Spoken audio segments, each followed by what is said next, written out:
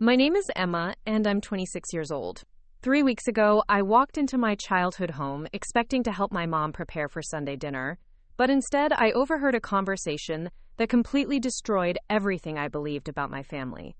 What I heard my parents say to my successful brother Jake about me and money will haunt me for the rest of my life. The cruel calculation in their voices as they discussed making me financially responsible for things I had no idea about revealed a level of betrayal that I'm still struggling to process. Before we jump back in, tell us where you're tuning in from, and if this story touches you, make sure you're subscribed because tomorrow, I've saved something extra special for you. Growing up in Lakewood, a quiet suburban neighborhood just outside Denver, I always thought our family was pretty normal. Our 3-bedroom ranch house with its faded blue siding and small backyard wasn't fancy, but it felt like home. My parents, Linda and Robert, worked steady middle-class jobs that kept us comfortable without being wealthy. Mom managed the front office at Dr. Peterson's dental practice, handling appointments and insurance paperwork with the kind of methodical patience that made patients feel cared for. Dad worked as an insurance claims adjuster, spending his days investigating accidents and processing paperwork from a cramped cubicle downtown. Jake and I shared a typical sibling relationship during our early years, despite the 4-year age gap between us. He was the protective big brother who taught me how to ride my bike without training wheels and helped me build elaborate blanket forts in our shared living room during Colorado's long winter months. Our house had a cozy den where Dad would retreat after dinner to work on insurance files, and a small kitchen where Mom would let us help her make chocolate chip cookies on Saturday afternoons. Those memories feel tainted now, knowing what I know about how differently my parents viewed Jake and me even back then. The first signs of favoritism weren't obvious to me as a child, probably because I didn't have anything to compare it to. Jake excelled academically from elementary school onward, bringing home perfect report cards that earned him prominent display spots on our refrigerator. He had a natural aptitude for math and science that seemed to amaze our parents, who would beam with pride whenever teachers complimented his analytical thinking during parent conferences. Mom would call Grandma Rose immediately after every school meeting to brag about Jake's latest achievement, whether it was winning the science fair or being selected for the gifted program.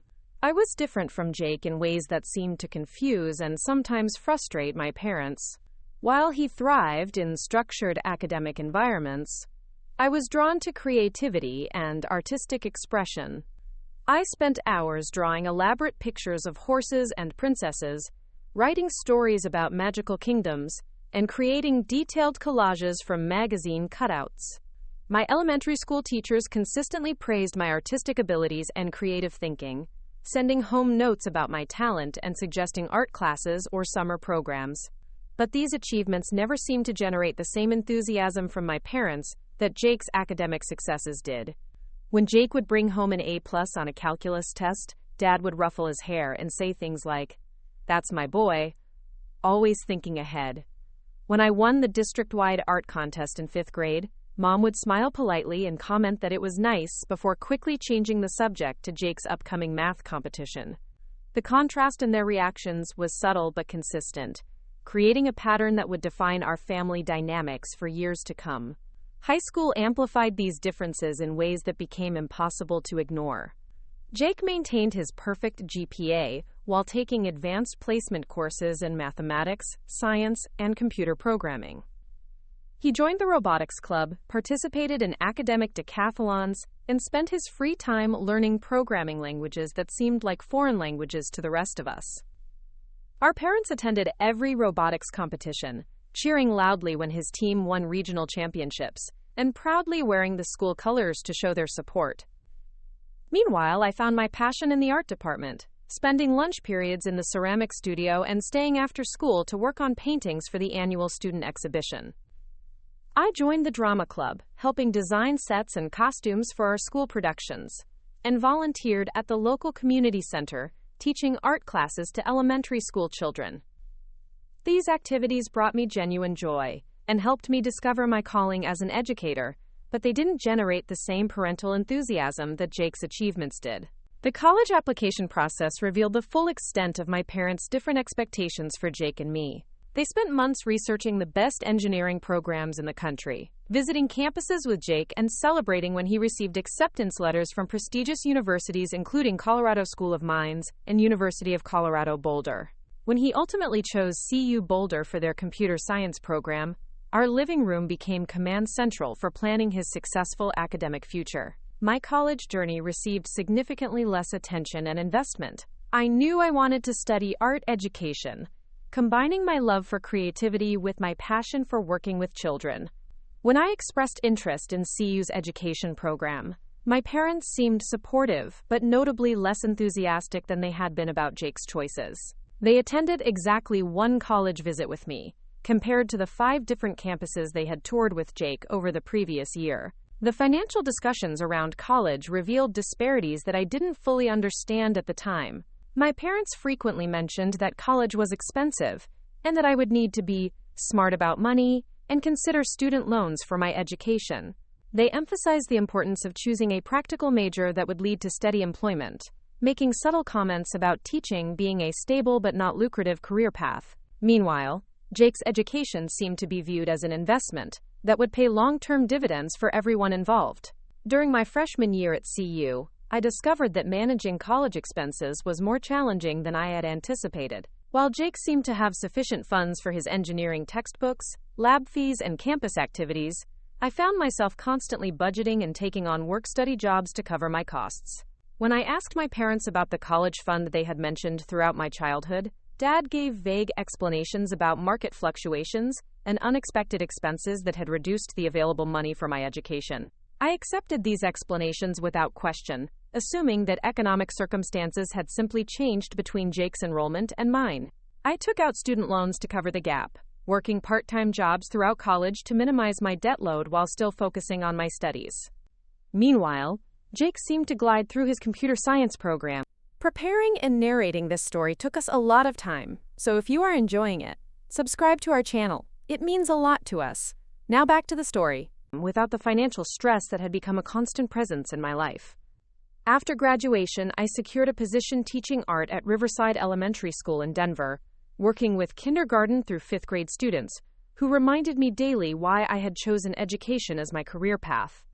The joy on a child's face when they successfully mixed colors to create the perfect shade of purple, or the pride in their voice when they explained their latest sculpture, made every challenging moment worthwhile. Teaching art to young children felt like my true calling, even though the salary barely covered my basic living expenses. My starting teacher's salary of $38,000 seemed generous until I calculated my monthly expenses and student loan payments. After rent on my small studio apartment, car insurance, groceries, and the minimum payment on my $45,000 in student loans, I had very little left for anything beyond basic necessities. I shopped at thrift stores for clothes, cooked simple meals at home, and rarely went out for entertainment that cost money. Jake's post-graduation trajectory couldn't have been more different from mine. He landed a software engineering position with a tech startup that was developing a food delivery app called QuickBite. What started as a standard entry-level programming job quickly evolved into something much more significant when the pandemic hit and food delivery became essential for restaurants trying to survive. Jake's technical skills and innovative thinking helped QuickBite become one of the most successful delivery platforms in the region, and his stock options suddenly became extremely valuable. Within 2 years of graduation, Jake had moved from a shared apartment with college friends to a sleek downtown Denver penthouse with floor-to-ceiling windows overlooking the city skyline. His success story became the centerpiece of every family gathering, with Mom and Dad proudly sharing updates about his latest promotion, salary increase, or business achievement with anyone who would listen. They posted photos of his penthouse on Facebook, tagged him in articles about successful young entrepreneurs, and made sure everyone in their social circle knew about his accomplishments. The contrast between our lifestyles became increasingly obvious during family dinners and holiday gatherings. Jake would arrive in his new BMW, wearing expensive clothes and carrying the latest iPhone, while I drove my 7-year-old Honda Civic that I had bought used during college. He would casually mention weekend trips to Aspen or last-minute flights to San Francisco for work meetings, while I clipped coupons and planned my grocery shopping around sales to stretch my budget. Despite the growing financial gap between us, Jake remained a caring and thoughtful brother who seemed genuinely unaware of how differently our parents treated our respective achievements. He would ask about my students, remember the names of children I had mentioned in previous conversations, and showed genuine interest in my classroom projects. When I mentioned struggling to afford art supplies for my students, he quietly ordered materials from my Amazon wish list without making a big deal about his generosity. My parents' reaction to Jake's success was pure pride mixed with what seemed like personal validation. They had always believed that hard work and smart choices would lead to financial success, and Jake's achievements seemed to confirm their worldview. They began making subtle comments about good investments and smart career choices that felt like implicit criticism of my decision to pursue teaching. The most painful moments came during family celebrations, when the conversation would inevitably focus on Jake's latest business accomplishments, while my classroom successes received polite but brief acknowledgement. When I shared exciting news about receiving a grant to start an art therapy program for students with special needs, the conversation lasted about 30 seconds, before shifting to Jake's upcoming business trip to California. When Jake mentioned considering buying investment property, the discussion continued for the entire meal with my parents offering advice and suggestions about real estate markets. These patterns of attention and interest created a growing sense of inadequacy that I tried hard to suppress. I reminded myself that teaching was valuable work that made a real difference in children's lives, even if it didn't generate the same excitement from my parents that Jake's career did. I told myself that financial success wasn't the only measure of a meaningful life, and that my students' progress and growth were worth more than any salary or stock options. But the subtle messages about worth and value were difficult to ignore completely. When Mom would post lengthy Facebook updates celebrating Jake's achievements while barely mentioning my classroom successes, when Dad would spend entire dinners discussing Jake's investment strategies while showing little interest in my professional development, when family photos seemed to focus more on Jake's expensive possessions than our relationships, I began to internalize the message that my contributions to the family were somehow less significant. The financial disparities became even more pronounced when Jake started dating Chloe, a marketing manager for a Denver-based outdoor gear company. Chloe was accomplished, articulate, and came from a family with similar financial success. When Jake brought her to family dinners, my parents were immediately charmed by her stories about international marketing campaigns and her family's ski house in Vail. They asked detailed questions about her career, complimented her designer clothes, and made sure she felt welcomed into our family circle. My boyfriend Tyler, who taught physical education at a middle school across town, received a much more lukewarm reception from my parents. They were polite but clearly unimpressed by his profession and modest lifestyle. Tyler was kind, funny, and shared my passion for working with children. But these qualities didn't seem to register as significant achievements in my parents' assessment of him. Their conversations with Tyler were brief and superficial, lacking the genuine interest and enthusiasm they showed toward Chloe. When Jake and Chloe announced their engagement after 18 months of dating, my parents immediately began planning what they called the celebration our family deserves. The engagement party was held at an upscale restaurant in downtown Denver, with guest lists that included Jake's colleagues, Chloe's family friends, and my parents' social circle. The venue, decorations, and catering reflected a level of expense that seemed far beyond what I remembered from previous family celebrations. Watching my parents host this elaborate engagement party made me realize how much their financial situation had apparently improved over the past few years. Mom had upgraded her wardrobe significantly, wearing designer dresses and expensive jewelry that I hadn't seen before. Dad drove a newer car and talked casually about their recent vacation to Hawaii, mentioning restaurants and activities that suggested they were spending money much more freely than they had during my college years. When I quietly asked Mom about their improved financial situation, she attributed it to Dad getting promoted to senior claims adjuster and her receiving raises at the dental office.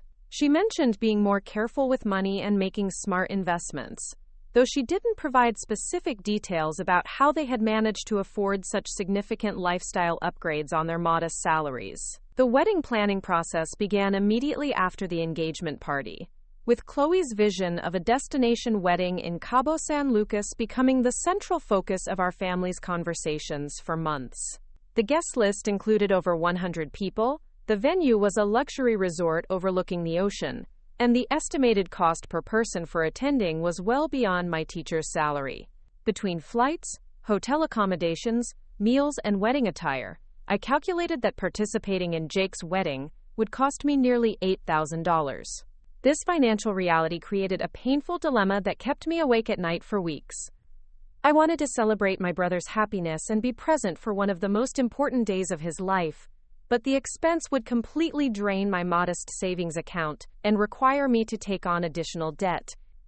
I had been slowly building an emergency fund by setting aside $50 from each paycheck, and using that money for wedding expenses would leave me financially vulnerable if any unexpected costs arose. When I hesitantly mentioned my concerns to my parents during a family dinner, their response was immediate and unsympathetic. Mom suggested that I pick up tutoring jobs or summer school teaching to earn extra money, while Dad commented that adults were responsible for managing their own finances and finding ways to afford important family events. Neither of them offered to help with expenses or acknowledged that the wedding costs might be prohibitively expensive for someone on a teacher's salary. The most hurtful part of their response was the underlying assumption that my financial limitations were somehow a personal failing rather than a natural consequence of choosing a lower-paying but socially valuable career. They seemed to view my budget concerns as evidence of poor planning or inadequate effort, rather than recognizing that teachers simply earn less money than software engineers regardless of their dedication or work ethic. As the wedding date approached, I made the difficult decision to attend, despite the financial strain, taking on extra tutoring jobs and teaching summer art camps to earn the money I needed for travel and accommodations. I worked evenings and weekends for 3 months, exhausting myself, but determined to be present for Jake's special day. The irony wasn't lost on me that I was working multiple jobs to afford celebrating Jake's success, while he and Chloe planned their luxury wedding without apparent financial concern. 3 weeks before the wedding, I stopped by my parents' house on a Sunday afternoon to drop off the completed RSVP forms for various wedding events and to discuss final travel arrangements. I had been looking forward to this visit as an opportunity to reconnect with my parents and share my excitement about the upcoming celebration, despite the financial sacrifices I had made to participate. When I arrived at the house, I used my key to let myself in since no one answered the doorbell. I called out to announce my presence, but heard only muffled voices coming from Dad's den at the back of the house. Assuming my parents were busy with wedding planning discussions, I walked toward the den to let them know I had arrived and to deliver the RSVP paperwork they had requested. As I approached the partially open door to Dad's den, I heard my name mentioned in conversation and instinctively slowed my pace to listen. What I heard in those next few minutes would fundamentally change my understanding of my family and my place within it, revealing a level of calculated favoritism and financial manipulation that I could never have imagined from the parents who had raised me. The voices in Dad's den became clearer as I approached, and I recognized Jake's concerned tone mixed with my parents' more casual conversation. I paused in the hallway, my hand raised to knock on the doorframe, when I heard Jake mention something about wedding expenses and his worry about my financial situation. "I just think we should consider that Emma might be struggling with all these costs," Jake was saying, his voice carrying genuine concern. "Teaching doesn't pay much, and I know she's been working extra jobs just to afford the flights and hotel. Maybe we could help her out somehow, or ask Chloe's parents if they'd be willing to cover some of the bridesmaid expenses." My father's response was immediate and dismissive. "Jake, this is your wedding day, and you and Chloe deserve exactly what you've planned without compromising. Don't worry about your sister's financial situation. She's an adult who needs to learn how to manage her money better." What Mom said next made my blood run cold. Her voice was matter-of-fact, almost casual, as if she were discussing something as mundane as grocery shopping. "We'll make her pay for everything. It's about time Emma learned some financial responsibility instead of expecting handouts." "But Mom," Jake protested, "I could easily cover her expenses. The wedding budget won't even notice the difference, and it would take so much pressure off her. I've seen how stressed she's been about the money." Dad's voice became stern, taking on the authoritative tone he used when he considered it a discussion closed. "Absolutely not, Jake. That would be enabling her poor life choices. Emma chose to become a teacher knowing full well that it doesn't pay well. Actions have consequences, and she needs to face them." I stood frozen in the hallway, my heart pounding so loudly that I worried they might hear it through the partially open door. These were my parents, the people who were supposed to love and support me unconditionally, discussing my financial struggles as if I were a burden they needed to manage rather than their daughter who deserved their care. I don't understand, Jake continued, his confusion evident. You helped me so much when I was starting out. The seed money for QuickBite, helping with my apartment deposit, even covering my health insurance for those first 6 months when the startup couldn't afford benefits. Why is it different for Emma? Mom's explanation was delivered with the same cold calculation that had characterized her previous comments. That was an investment in your future, Jake. We knew you were going to be successful and that supporting you would pay off for everyone. Emma chose a different path, and we can't keep throwing money at someone who's never going to earn it back. The casual cruelty of her words hit me like a physical blow. My own mother was discussing my worth in terms of financial return on investment, as if her love and support were commodities to be allocated based on earning potential rather than unconditional parental love. What about Emma's college fund? Jake asked, and I could hear papers rustling as if he were looking through documents. I thought you had money set aside for both of us for education. There was a long pause before Dad cleared his throat uncomfortably. We redirected those funds toward your business venture when QuickBite was getting started. It seemed like the smarter financial decision at the time, and it obviously worked out well for everyone. Wait, Jake's voice was sharp with disbelief.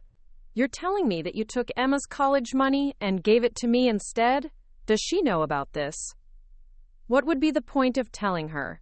Mom asked, her tone suggesting that Jake was being unnecessarily dramatic.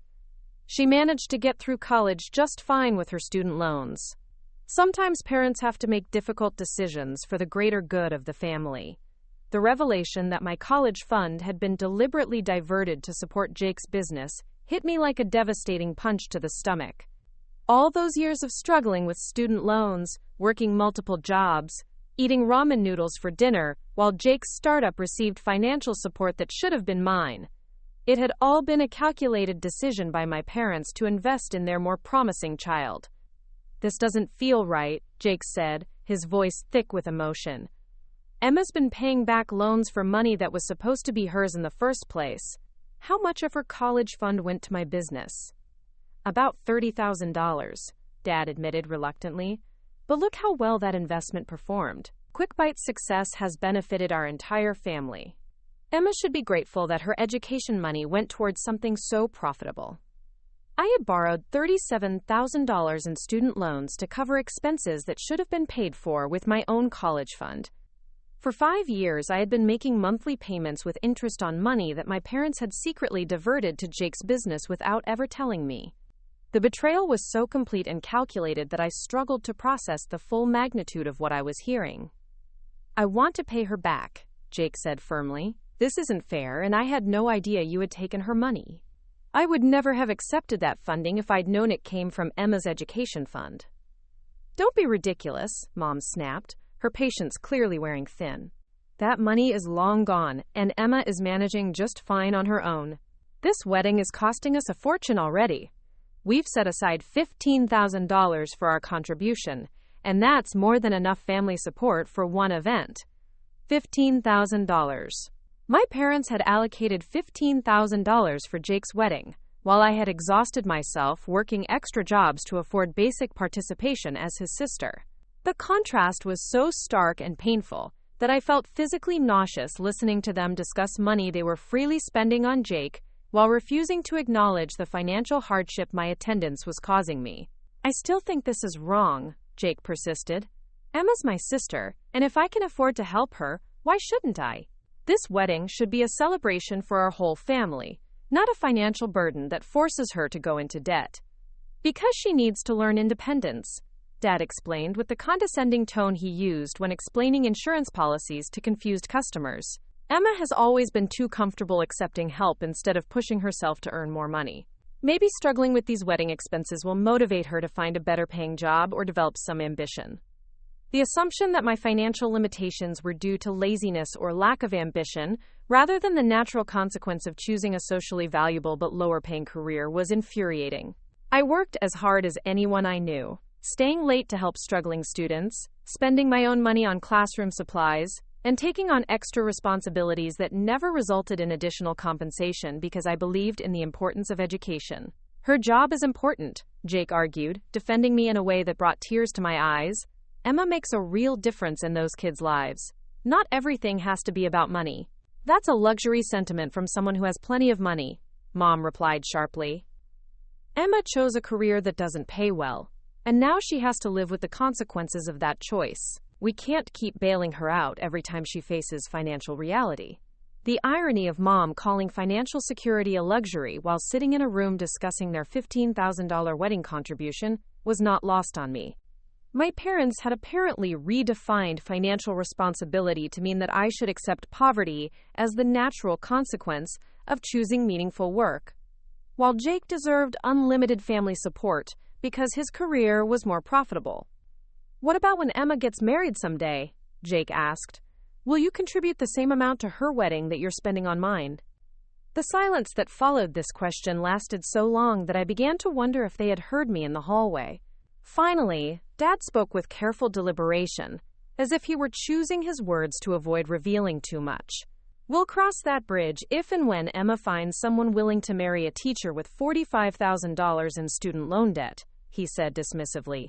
Besides, her boyfriend Tyler doesn't seem like the type who could afford an expensive wedding anyway. The casual dismissal of my relationship and my worth as a marriage partner based solely on financial considerations revealed a depth of superficiality in my parents' values that I had never fully recognized. They were evaluating my romantic prospects based on my debt-to-income ratio, rather than considering my character, kindness, or capacity for love and partnership. That's incredibly unfair, Jake said, his voice rising with anger. Emma is amazing, and any guy would be lucky to have her. Tyler is a great person who makes her happy, and that should be what matters. Happiness doesn't pay bills, Mom replied coldly. Emma needs to start thinking practically about her future, instead of living in some artistic fantasy where everything works out through good intentions. I could no longer bear to listen to my parents dissect my life and relationships with such cold calculation. The conversation had revealed not just their financial favoritism, but a fundamental difference in how they viewed me as a person. To them, I was apparently a disappointing investment, who had failed to live up to their expectations for return on parental investment. Backing away from the door as quietly as possible, I made my way to the front of the house and slipped out the front door, leaving the RSVP paperwork on the entryway table where they would find it later. My hands shook so violently that I could barely get my key into the car ignition, and I had to pull over twice during the drive home because tears were making it impossible to see the road clearly. The 20-minute drive to my studio apartment felt like hours as the full implications of what I had heard began to sink in. Everything I had believed about my family relationships had been built on lies and manipulations that went back years. My parents had systematically favored Jake not just in terms of attention and praise, but in concrete financial support that had shaped both of our adult lives in profound ways. When I finally made it inside my small apartment, I collapsed on my secondhand couch and called in sick to work for the first time in 3 years. The emotional devastation was so complete that I couldn't imagine standing in front of a classroom of children and pretending that everything was normal, when my entire understanding of my family had been shattered. Tyler found me there 6 hours later, still in the same position on the couch, surrounded by tissues and struggling to explain why I was in such a state of emotional collapse. When I finally managed to tell him what I had overheard, his reaction was immediate and protective. "Emma, that's not what parents are supposed to do," he said, holding me while I cried. "Parents are supposed to love their children equally, not treat them like business investments with different expected returns." The validation from Tyler helped me realize that my emotional reaction was completely justified. I wasn't being overly sensitive or dramatic. I was responding normally to discovering that my parents had been lying to me and manipulating my financial situation for years, while presenting themselves as loving and supportive. Over the following days, I began to piece together other incidents and conversations that made more sense in light of what I had learned.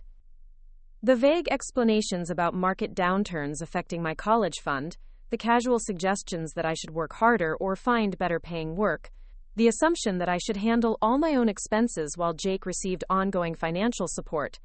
It had all been part of a deliberate pattern of favoritism that I had been too trusting to recognize.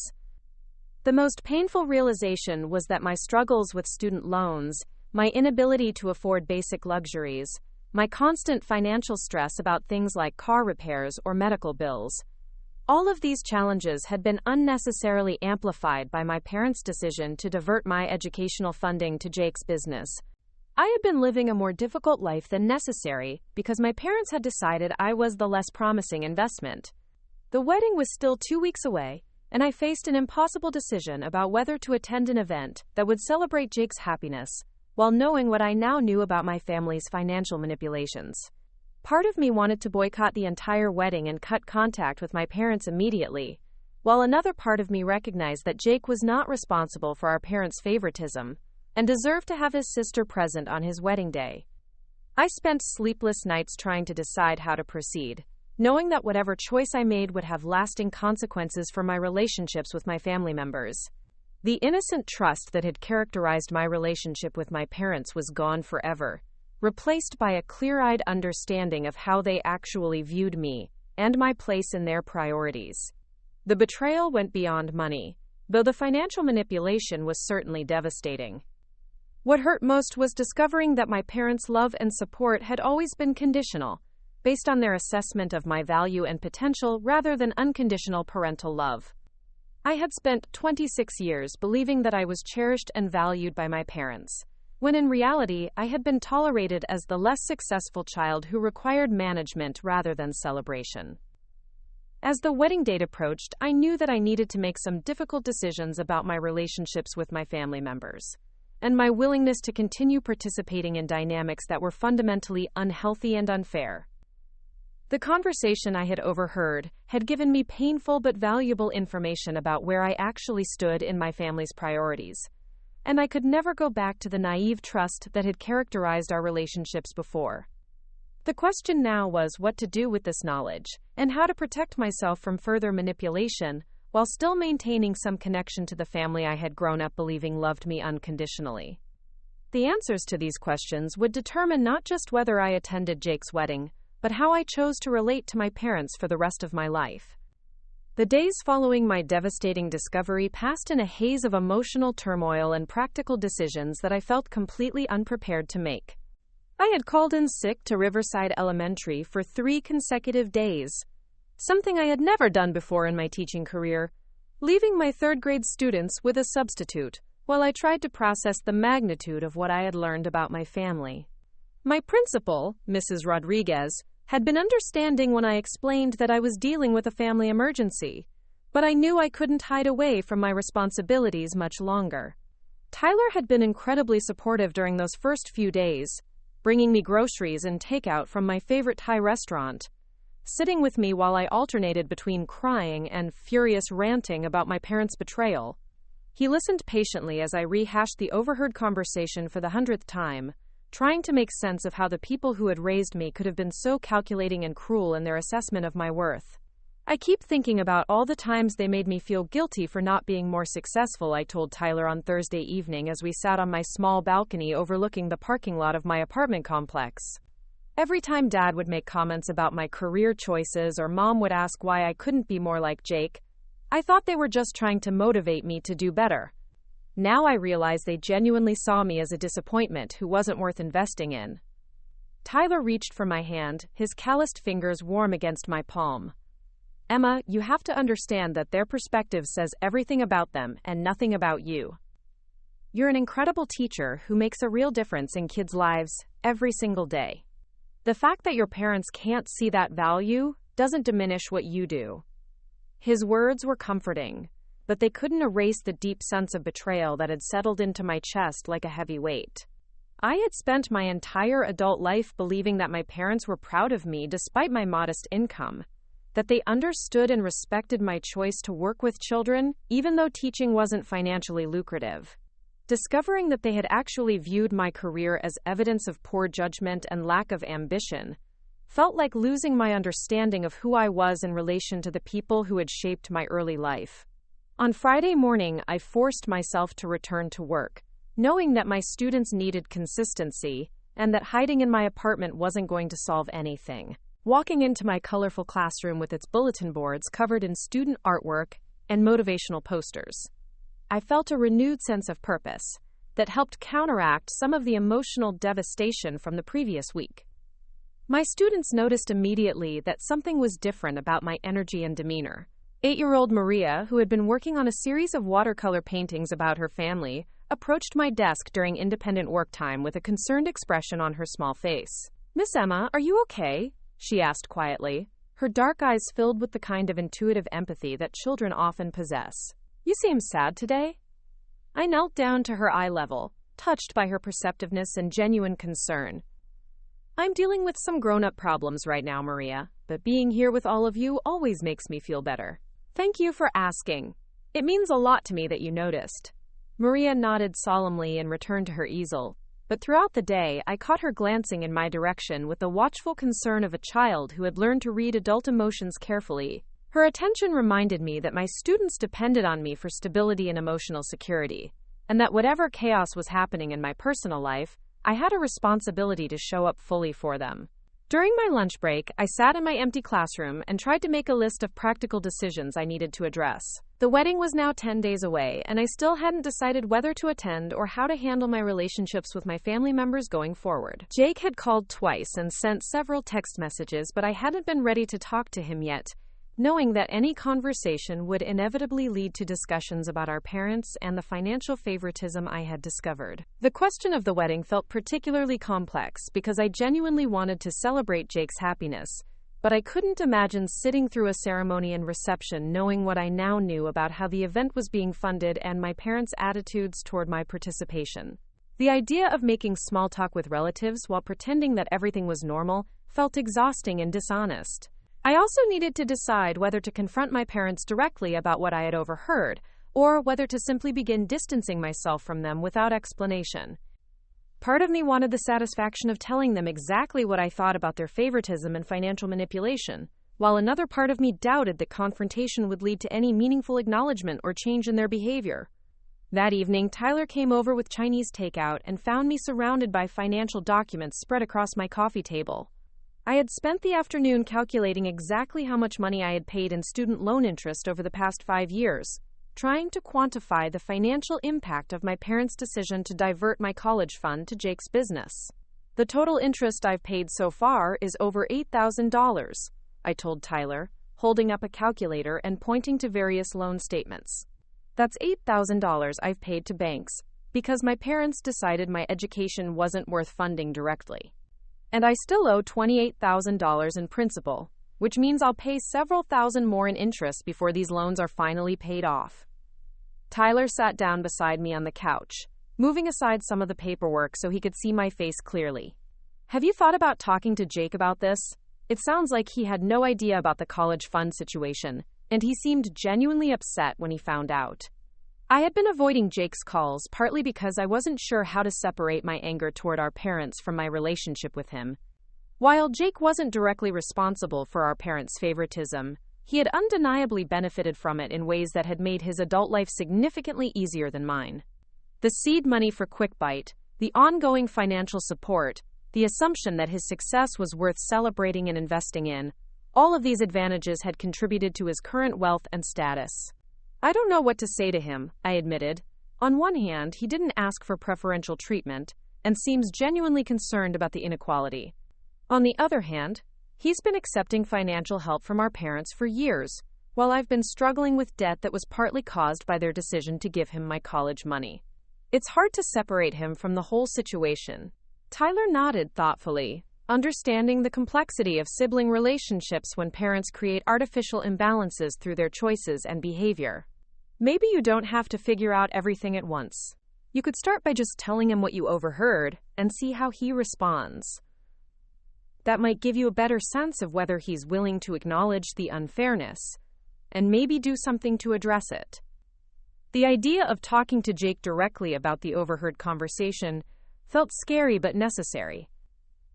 If there was any hope of maintaining a relationship with my brother, it would require honest communication about the financial disparities and favoritism that had shaped our family dynamics. I couldn't pretend that everything was normal between us when I now understood how differently our parents had supported our respective paths through adulthood. Over the weekend, I decided to reach out to Jake and suggest that we meet for coffee to discuss some things about the family and the upcoming wedding. I sent him a text message Sunday morning, trying to strike a tone that was direct but not accusatory, since I wasn't sure yet how much responsibility he bore for the situation I had discovered. Hey Jake, I know you've been trying to reach me this week. I've been dealing with some family stuff that I think we should talk about in person. Are you free for coffee tomorrow evening? There are some things about the wedding and our parents that I need to discuss with you. His response came within minutes, suggesting that he had been worried about my silence and was eager to understand what was going on. Absolutely. How about that place near your school at 6? Emma, I hope everything is okay. I've been concerned about you.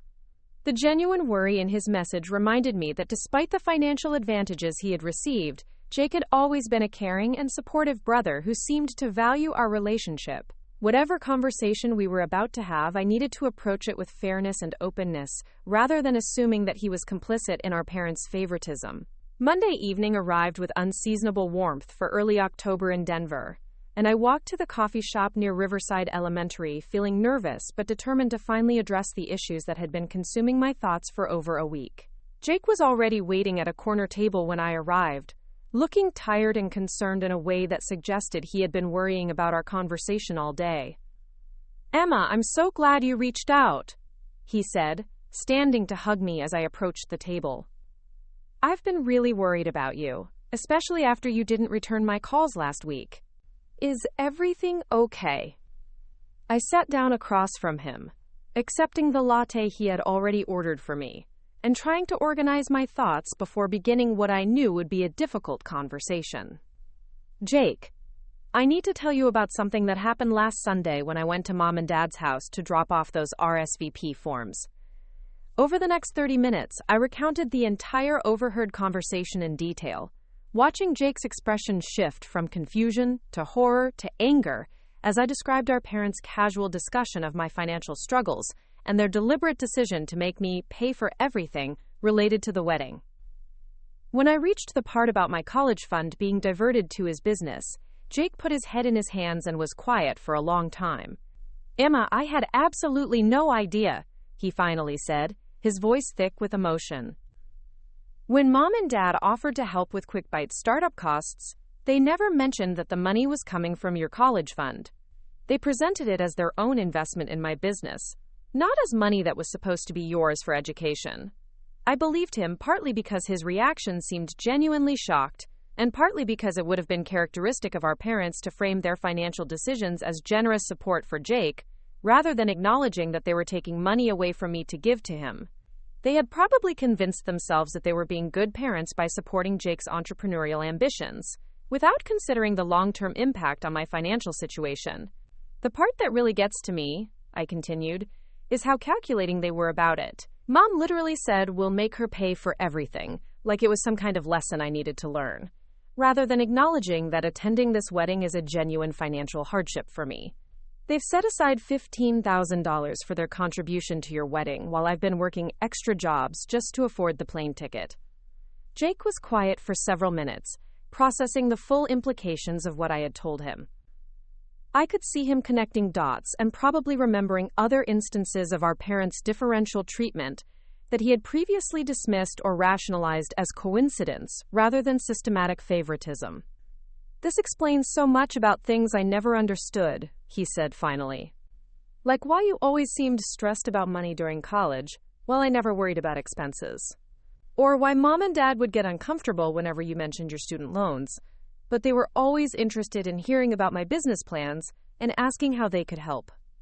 The recognition in his voice suggested that he was beginning to understand the broader pattern of favoritism, rather than seeing the college fund issue as an isolated incident. This awareness felt important to me because it meant that Jake was seeing our family dynamics more clearly, rather than dismissing my concerns as oversensitivity or misunderstanding. I don't know what to do about the wedding, I admitted. Part of me wants to boycott the whole thing and cut contact with Mom and Dad completely, but another part of me doesn't want to miss your wedding because of their behavior, especially since you didn't know about any of this. Jake leaned forward, his expression serious and determined.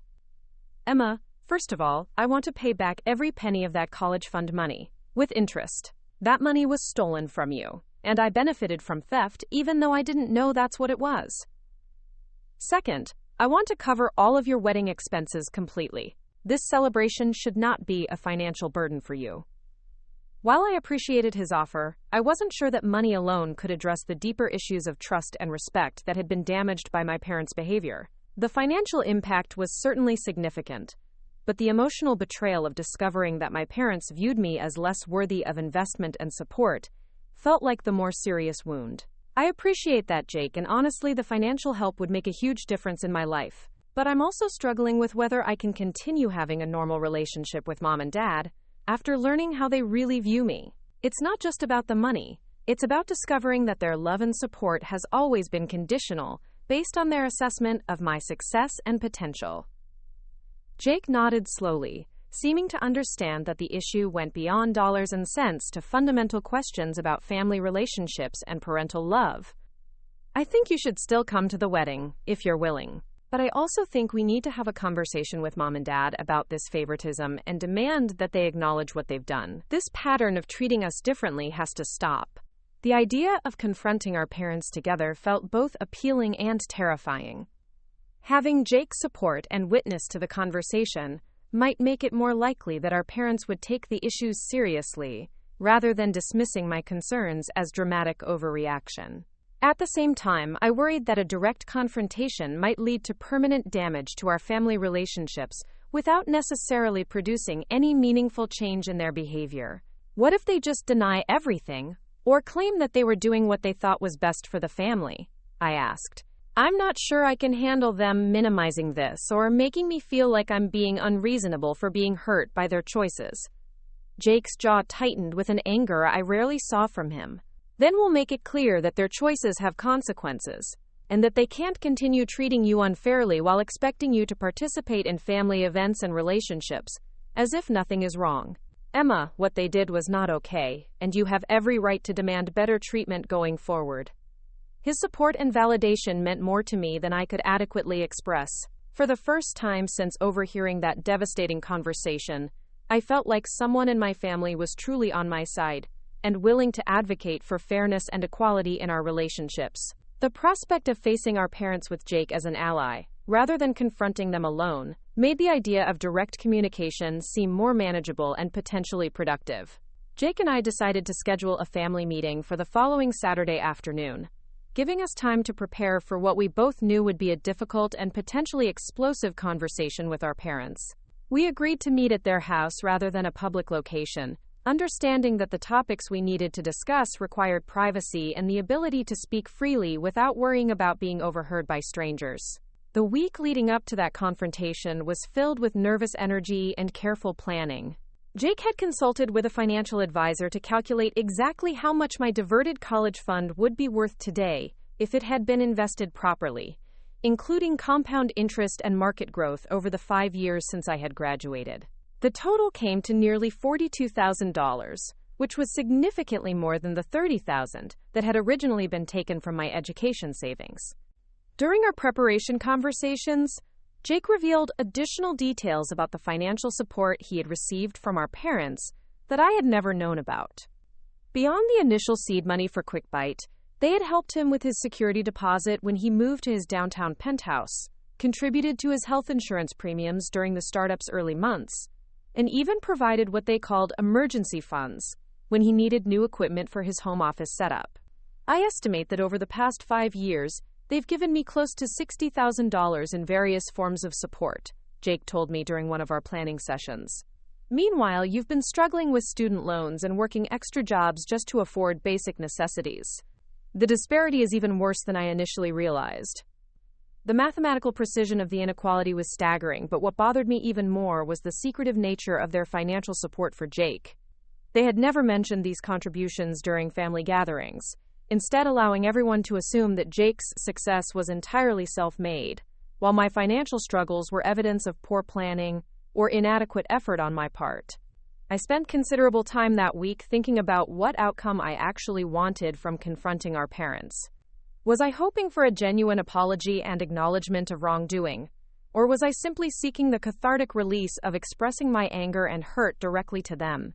Did I want them to change their behavior going forward, or was I prepared to accept that this confrontation might permanently damage our relationships? Tyler helped me work through these questions during long evening walks around our neighborhood, pointing out that I couldn't control my parents' reactions or responses, but I could control how I communicated my feelings and what boundaries I established for future interactions. The goal isn't necessarily to get them to admit they were wrong, he reminded me. The goal is to make sure they understand how their choices affected you and to establish what kind of relationship you're willing to have with them going forward. By Friday evening, I had drafted notes outlining the specific issues I wanted to address, including the diverted college fund, their casual dismissal of my financial struggles, their ongoing preferential support for Jake, and their apparent assessment of my worth based solely on earning potential. I also prepared myself emotionally for the possibility that they would become defensive, minimize my concerns, or even blame me for being ungrateful or overly sensitive.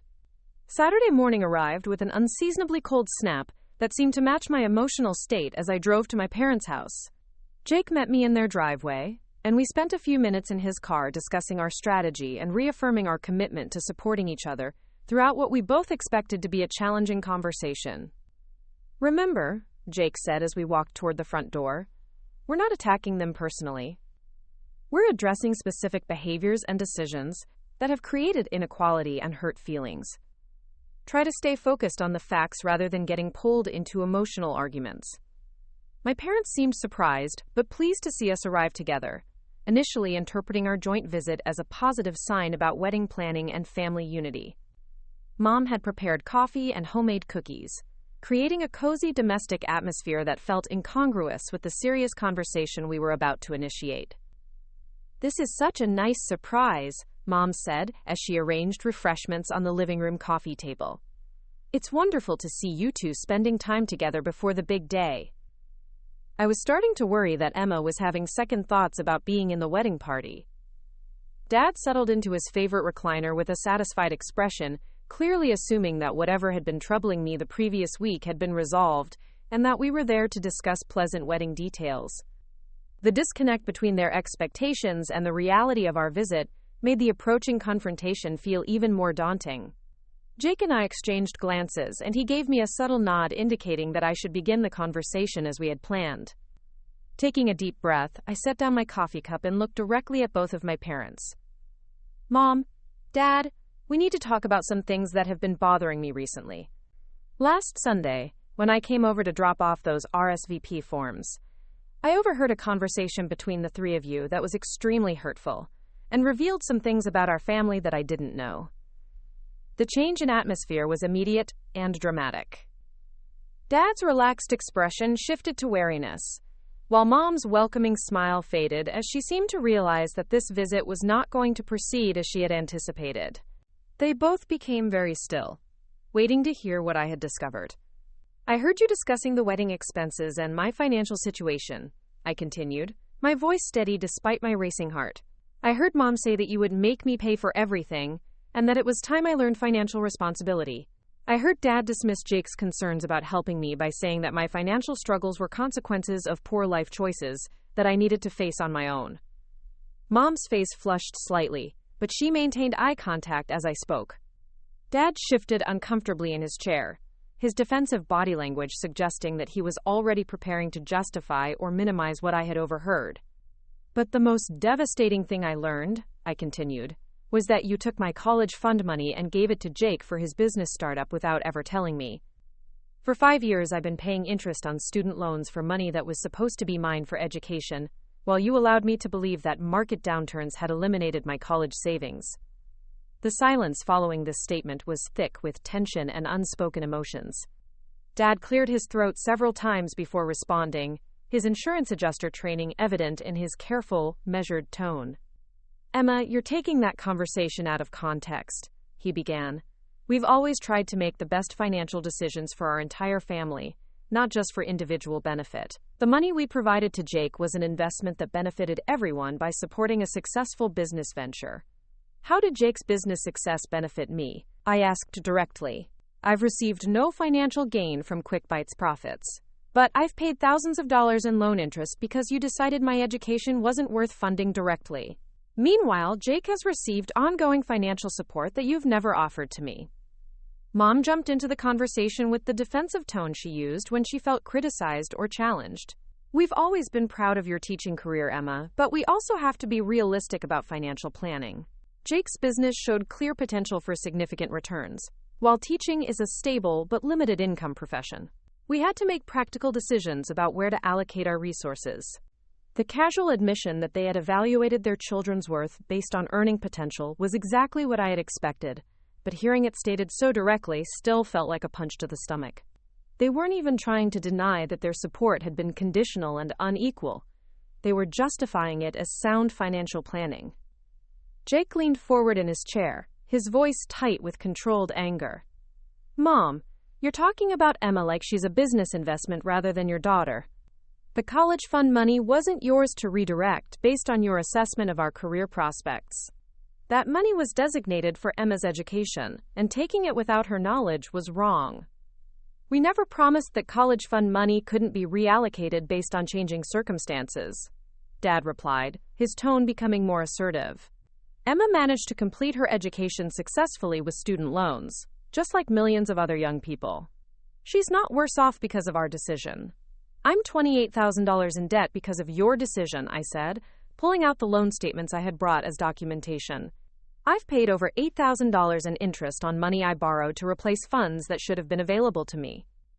Jake received not just my college money, but additional ongoing support that you've never offered to me, despite my financial struggles. Mom's expression hardened as she realized that I had done specific research into the financial impact of their choices. Emma, we've supported you in many ways throughout your life. We helped you get through college, we celebrated your achievements, and we've always been there when you needed us. It's unfair to focus only on the financial aspects of our relationship. What other support are you referring to? I challenged.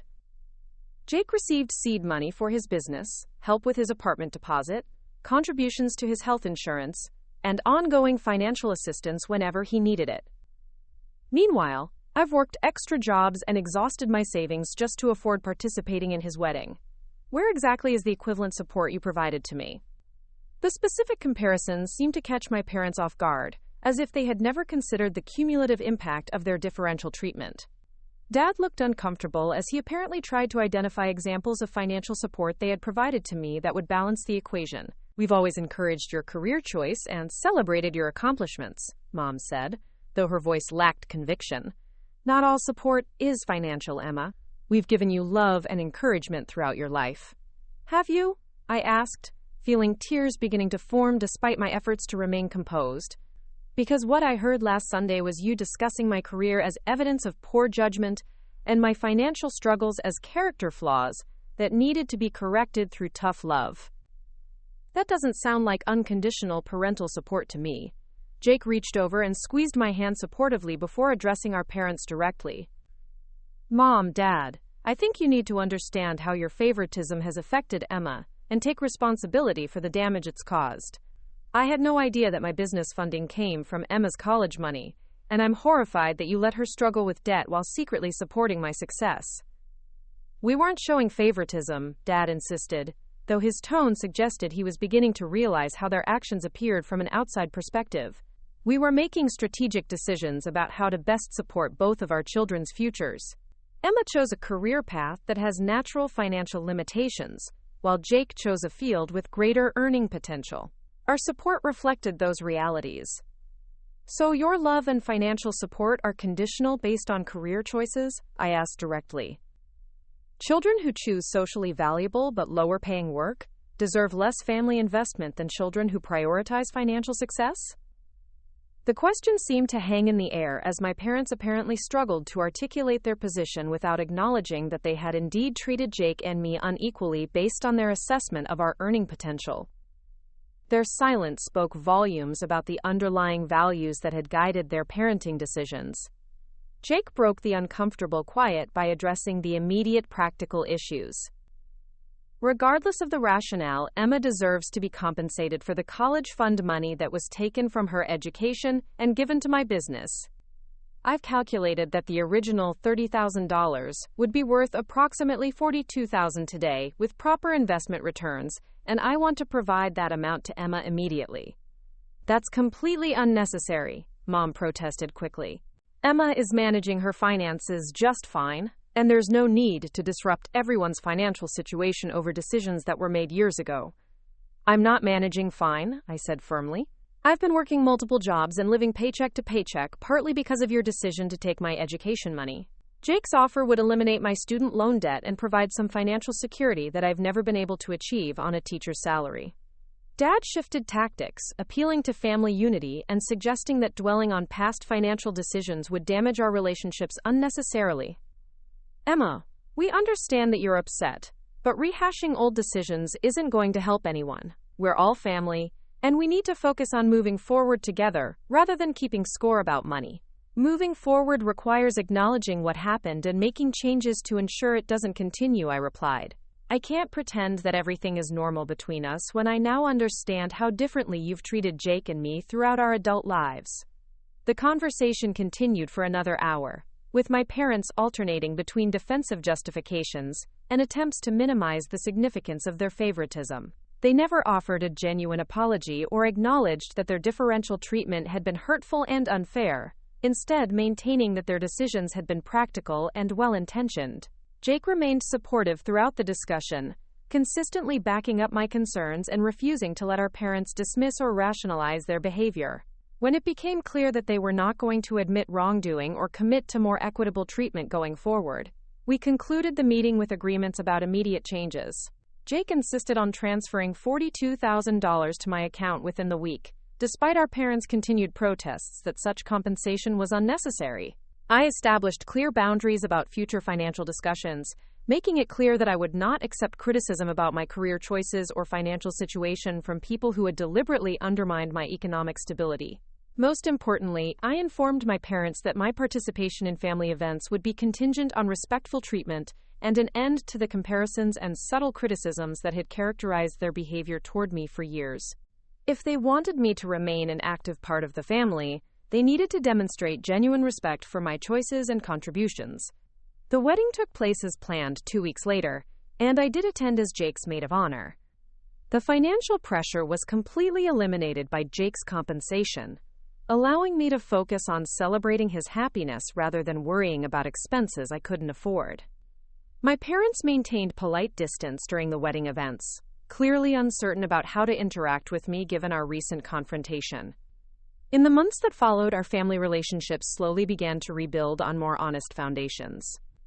My parents never provided the full apology I felt I deserved, but they did stop making comments about my career choices and financial situation.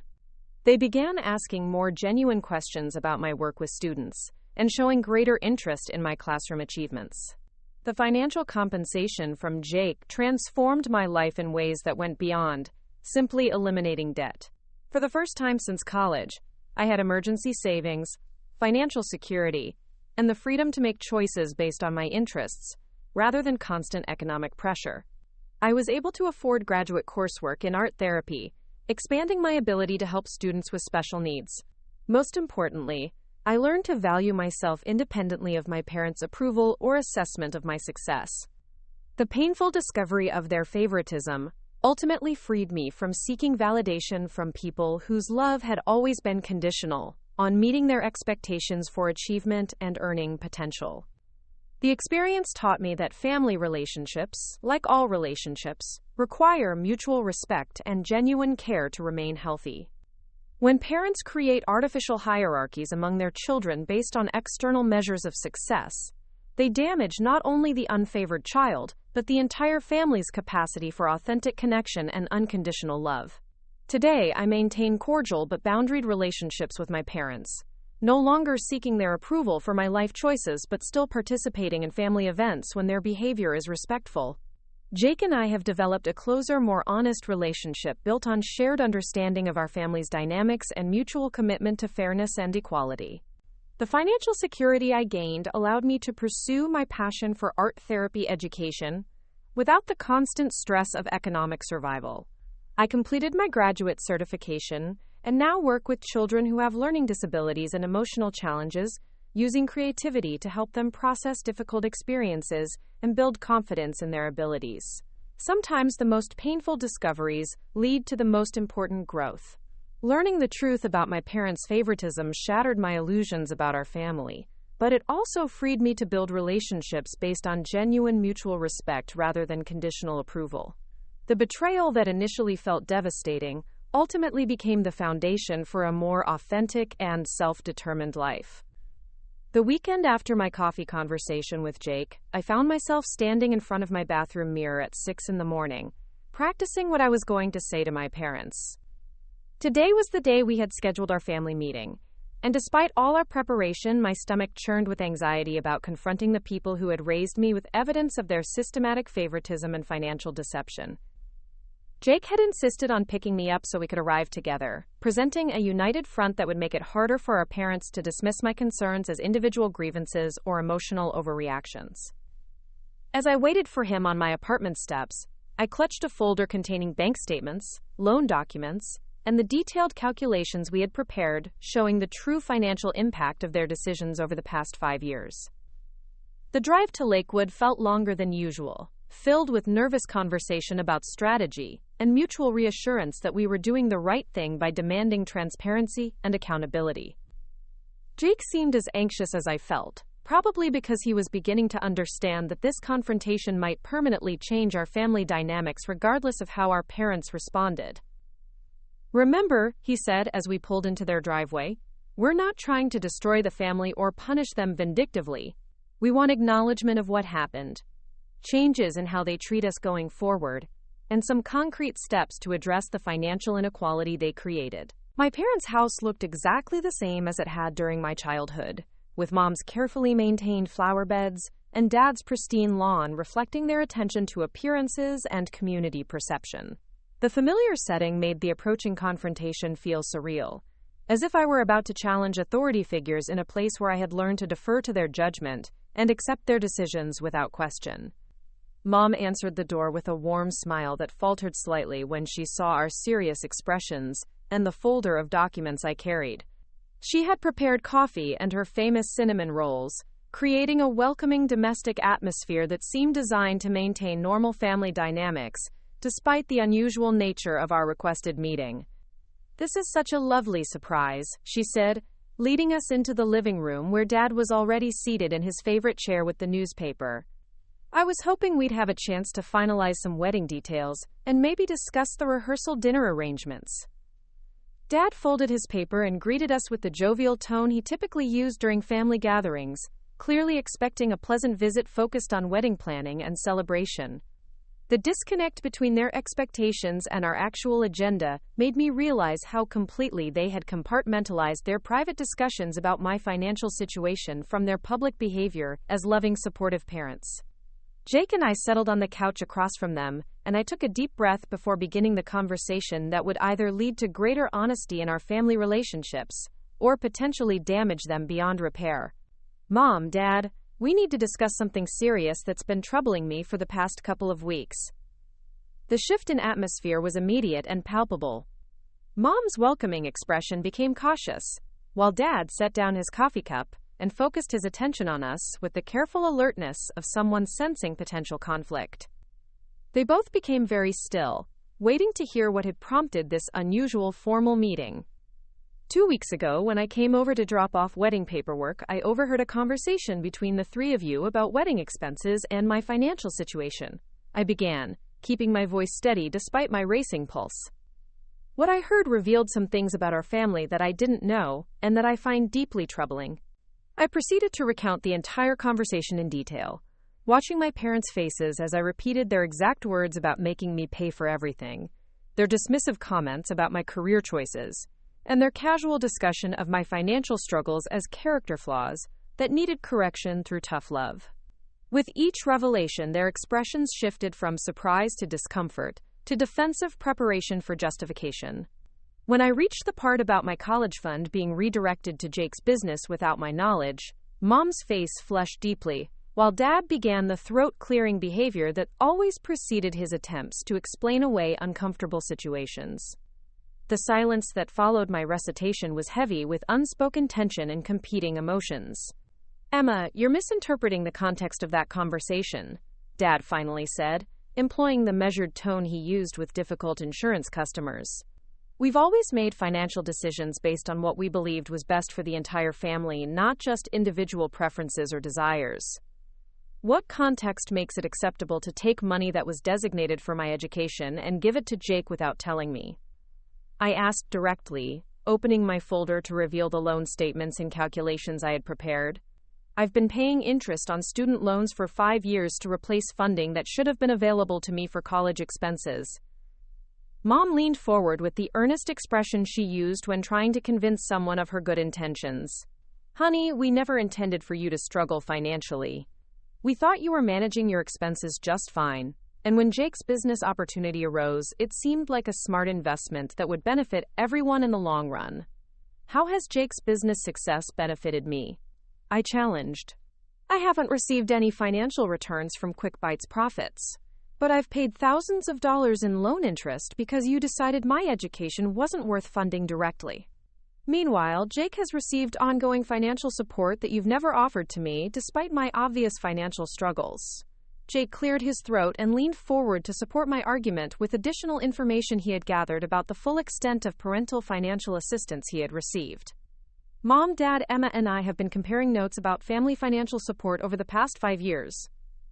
Beyond the college fund money, you've helped me with apartment deposits, health insurance premiums, equipment purchases, and what you called emergency funds when I needed business equipment."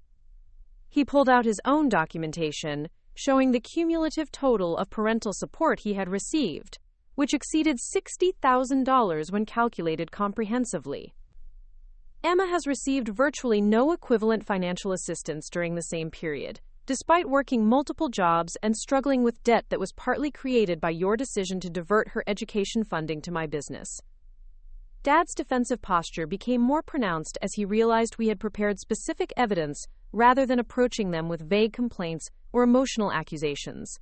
"Those were separate decisions made at different times based on different circumstances," he protested. "We can't be expected to maintain perfect mathematical equality in every financial decision we make as parents." "We're not talking about perfect mathematical equality," I replied, feeling my anger rise despite my efforts to remain calm. "We're talking about systematic favoritism that has advantaged Jake throughout his adult life, while disadvantaging me through debt and financial stress that could have been avoided." Mom attempted to redirect the conversation toward emotional rather than financial considerations, probably hoping to avoid the concrete evidence we had assembled. "Emma, we've always been proud of your teaching career and the difference you make in children's lives. We've supported you in many non-financial ways throughout your life, and it's hurtful that you're focusing only on money." "What specific non-financial support are you referring to?" I asked, genuinely curious about her perception of our family dynamic. "Because what I remember is constant subtle criticism of my career choice, suggestions that I should work harder to earn more money, and comments about the impracticality of choosing teaching as a profession." The challenge seemed to catch Mom off guard, as if she had assumed that general expressions of parental love would be sufficient to balance the concrete financial advantages they had provided to Jake. Her inability to identify specific examples of equivalent support highlighted the disparity that Jake and I had documented. Dad attempted a different approach, appealing to family unity and suggesting that dwelling on past decisions would damage our relationships unnecessarily. "Look, kids, we understand there may have been some inequality in how we handled financial support, but we're all family here. Keeping score about money isn't going to help anyone, and it's not fair to judge decisions we made years ago based on how things look today." "I'm not keeping score," I said firmly. "I'm asking for acknowledgement that your decisions had real consequences for my financial stability, and that the favoritism you've shown Jake has been hurtful and unfair. I'm also asking for changes in how you treat us going forward." Jake reinforced my position by addressing the immediate practical implications of what we had discovered. "More importantly, Emma deserves compensation for the college fund money that was taken from her education and given to my business without her knowledge. I've calculated that $30,000 invested 5 years ago would be worth approximately $42,000 today, and I want to provide that amount to Emma immediately." "That's completely unnecessary," Mom said quickly, her voice rising slightly with what seemed like panic about the prospect of Jake transferring such a significant amount to me. "Emma is managing her finances perfectly well, and there's no need to disrupt everyone's financial situation over old decisions." "I'm not managing well," I corrected her, pulling out my most recent loan statement to show the remaining balance and monthly payment obligations. "I owe $28,000 in student loans and pay $547 every month in loan payments. That money could eliminate my debt entirely and provide financial security I've never been able to achieve on a teacher's salary." The concrete numbers seem to make the impact of their decisions more real and immediate than abstract discussions about fairness or favoritism. Dad shifted uncomfortably as he apparently calculated the long-term financial burden their choices had placed on me compared to the advantages they had provided Jake. "We never intended for you to struggle," he said, though his tone lacked conviction. "College loans are normal for most young people, and you've been handling your responsibilities just fine." "Normal doesn't mean fair when you had resources available that were supposed to help with my education," I replied. "And I haven't been handling things fine. I've been working extra jobs, skipping meals, and postponing basic needs like dental care and car maintenance to afford loan payments on money I borrowed to replace funds that should have been available to me." The detailed description of my financial struggles seemed to surprise them, as if they had assumed that my modest lifestyle was a personal choice, rather than an economic necessity created partly by their decision to divert my education funding. Mom looked genuinely uncomfortable, as she apparently considered the daily reality of living on a teacher's salary while managing significant loan debt. Jake continued to support my position by emphasizing the ongoing nature of their favoritism rather than treating the college fund as an isolated incident. "This isn't just about one financial decision from 5 years ago. Emma and I have compared how you've treated our achievements, career choices, and financial needs throughout our adult lives, and the pattern of preferential treatment is clear and consistent." He cited specific examples of celebrations for his business milestones versus polite acknowledgement of my classroom achievements, enthusiastic support for his investment decisions versus subtle criticism of my career choice, and ongoing offers of financial assistance for his ventures versus suggestions that I should handle my own financial challenges independently. "Emma chose a career that serves an important social function," Jake continued, "but you've treated her decision as evidence of poor judgment rather than recognizing the value of her work with children. Meanwhile, you've celebrated my financial success as if earning money was the only measure of meaningful contribution to society." Dad attempted to justify their differential treatment by appealing to practical considerations about career prospects and earning potential. Jake chose a field with greater financial opportunities, while Emma chose a profession with natural income limitations. Our support reflected those realities and tried to position both of you for success within your chosen paths. "Success in teaching doesn't require financial struggle," I pointed out. "Teachers in other countries earn competitive salaries and receive social respect for their contributions. The difference is that those societies invest in education, rather than treating it as a low-priority service that deserves minimal compensation." Mom tried a different tactic, suggesting that my financial difficulties were temporary, and that teaching careers often improved over time through advanced degrees and administrative opportunities. "Emma, you're still early in your career, and there are many ways to increase your earning potential within education, if that's what you choose to pursue." "That's exactly the kind of comment that shows you don't understand or respect what I do," I replied, feeling my frustration mount. "You assume that the solution to inequality is for me to change, rather than acknowledging that you created unfair disadvantages through your financial decisions." The conversation continued for another hour, with my parents alternating between defensive justifications and attempts to minimize the significance of their favoritism. They consistently avoided taking responsibility for the emotional and financial damage their choices had caused, instead maintaining that their decisions had been well-intentioned attempts to support both of their children appropriately. When it became clear that they were not prepared to offer genuine apologies or commit to fundamental changes in their behavior, Jake and I concluded the meeting by establishing specific boundaries and expectations for future interactions.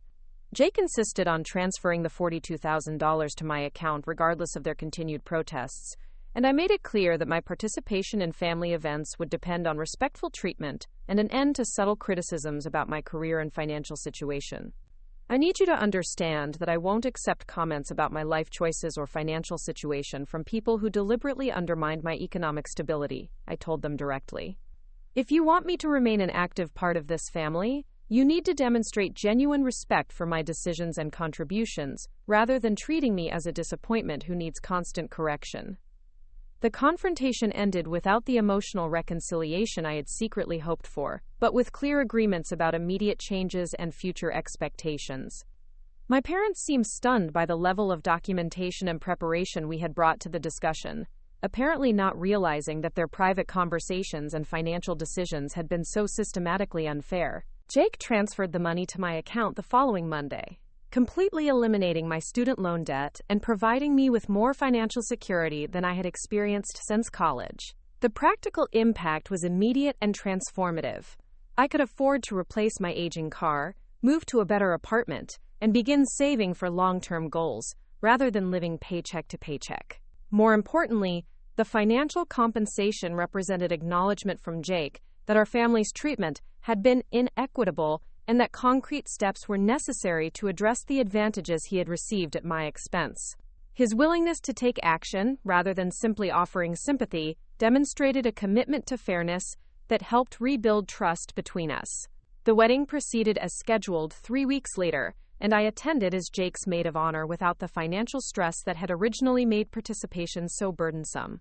My parents maintained polite but careful distance during the celebration, clearly uncertain about how to interact with me, given our recent confrontation and the new boundaries I had established. Chloe proved to be genuinely gracious throughout the wedding events, making efforts to include me in conversations and activities, while respecting the family tension that everyone could sense but no one directly addressed.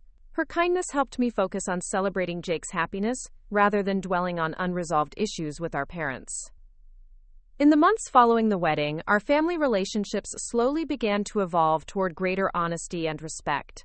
My parents never provided the comprehensive apology I felt I deserved, but they did stop making comments about my career choices and began asking more genuine questions about my work with students. They seemed to realize that maintaining any relationship with me would require accepting my decisions rather than constantly suggesting alternatives. The financial security Jake provided allowed me to pursue graduate coursework in art therapy, expanding my qualifications to work with children who had experienced trauma or learning disabilities. The specialized training opened opportunities for consulting work with other schools and private practice sessions that supplemented my teaching income, while allowing me to help students in more intensive ways. Most importantly, the entire experience taught me to value myself independently of my parents' approval or assessment of my success. The painful discovery of their favoritism ultimately freed me from seeking validation from people whose love had always been conditional on meeting their expectations for achievement and financial advancement. I learned that authentic family relationships require mutual respect and genuine acceptance of each person's choices and contributions. When parents create hierarchies among their children based on external measures of success, they damage not only the unfavored child but the entire family's capacity for unconditional love and honest communication. Today, I maintain cordial relationships with my parents while no longer seeking their validation for my life decisions. I participate in family gatherings when their behavior is respectful and inclusive, but I'm prepared to limit contact if they revert to patterns of criticism or favoritism. The boundaries I established have actually improved our interactions by eliminating the subtle tension that characterized our previous relationship. Jake and I have developed a much closer and more authentic connection, built on shared understanding of our family dynamics and mutual commitment to treating each other with fairness and respect. He regularly asks about my students and classroom projects, remembering details from previous conversations and showing genuine interest in my professional development. The art therapy certification I completed with the financial stability Jake provided has become one of the most rewarding aspects of my career. Working with children who have learning differences or emotional challenges has deepened my understanding of how early experiences shape self-perception and confidence. Many of my students have struggled with feeling less capable than siblings or classmates, and I'm able to help them recognize their unique strengths and develop resilience against unfair comparisons. Sometimes the most painful discoveries become the foundation for the most important personal growth. Learning the truth about my parents' favoritism shattered illusions about our family. but it also created opportunities for more honest relationships and greater self-determination. The betrayal that initially felt devastating ultimately became the catalyst for a more authentic and financially secure life.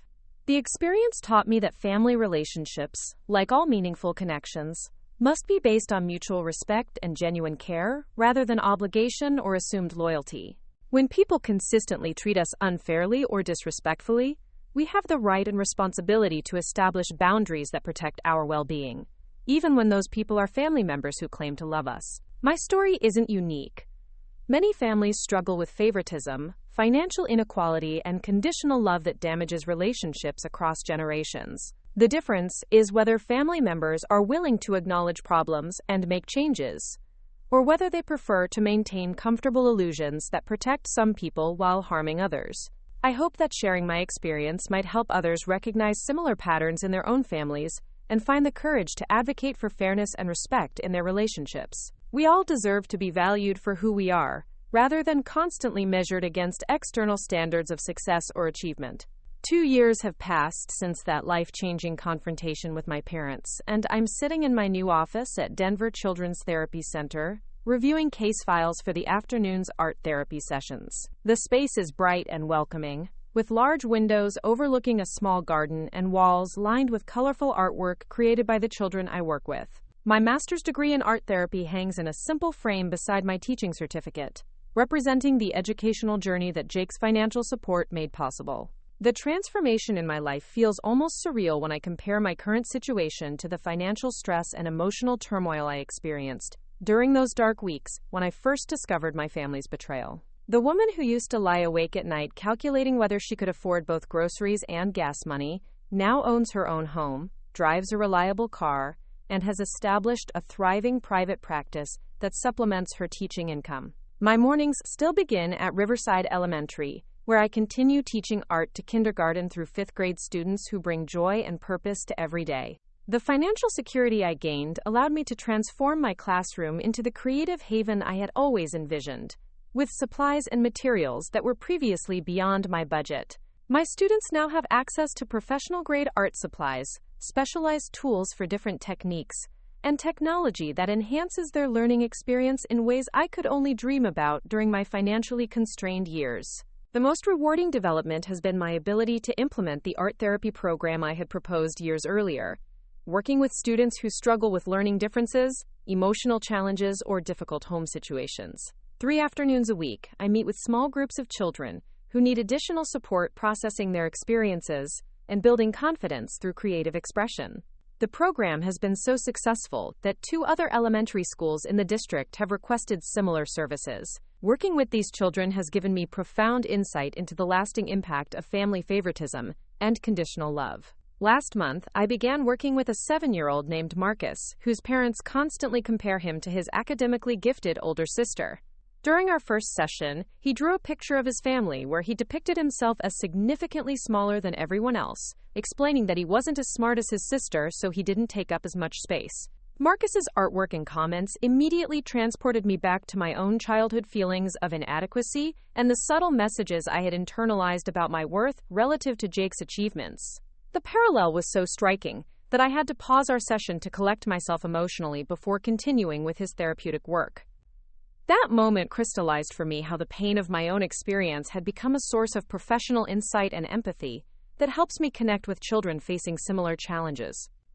In my private practice, I work with adolescents and young adults who are processing family trauma and learning to establish healthy boundaries with parents who struggle with conditional love and favoritism. Many of my clients are teachers, social workers, artists, and other professionals who chose meaningful but lower-paying careers and face ongoing criticism from family members who measure success primarily through financial achievement. One of my regular clients is a 24-year-old social worker named Sarah, whose parents have consistently favored her brother, a financial analyst who earns 3 times her salary. Sarah's parents regularly suggest that she should consider more practical career options and make subtle comments about her inability to afford the lifestyle her brother enjoys.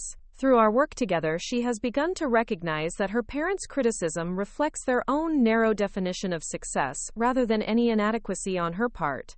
Helping Sarah and clients like her has been profoundly healing for me, because it reinforces the lessons I learned through my own family confrontation. Every session reminds me that choosing work that serves others rather than maximizes income is admirable rather than disappointing, and that parents who cannot recognize this value are limited by their own perspective rather than revealing truth about their children's worth. My relationship with Jake has continued to strengthen and evolve in ways that would have been impossible without the honesty that emerged from our shared recognition of our family's dysfunction.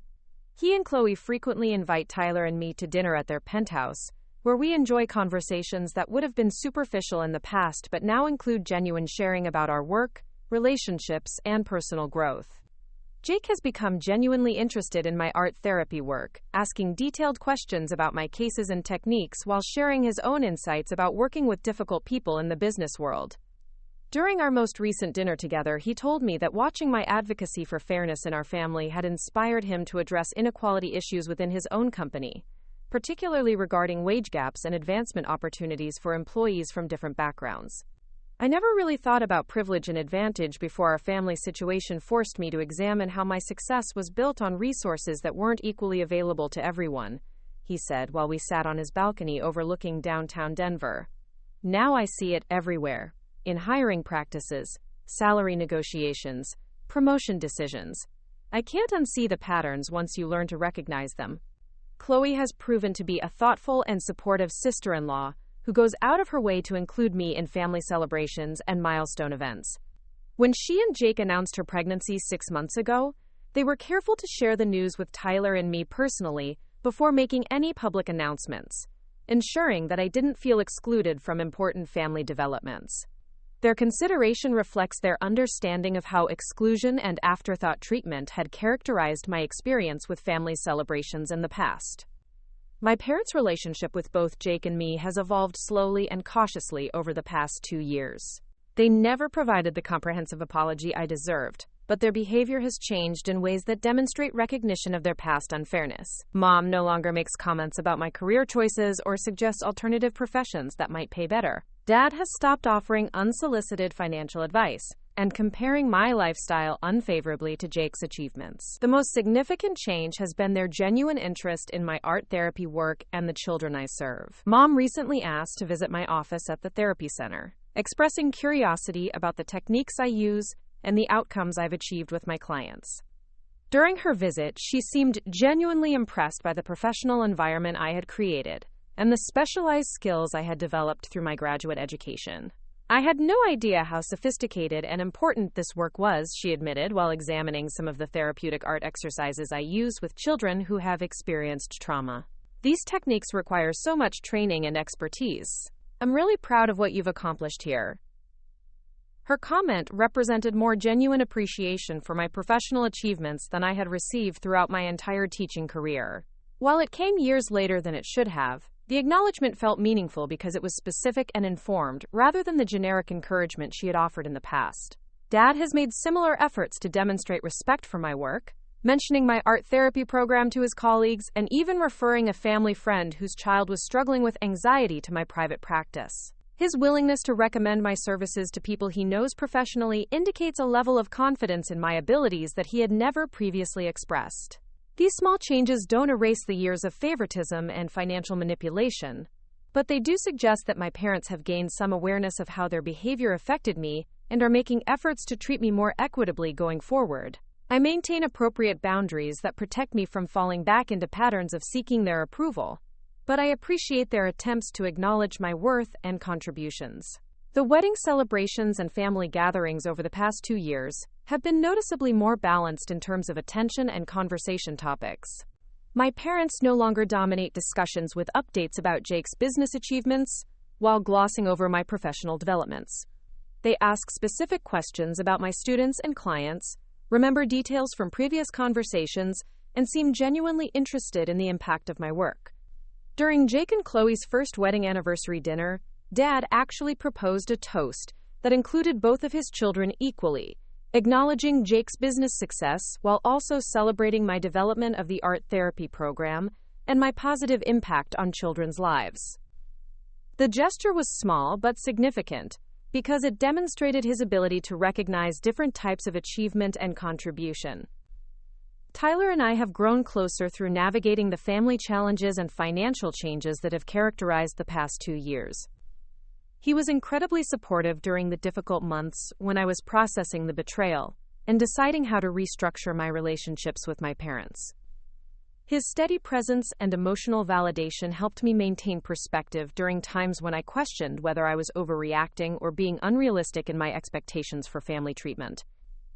The financial security that came from Jake's compensation allowed Tyler and me to begin planning for our own future together, without the constant stress of economic uncertainty that had limited our options previously.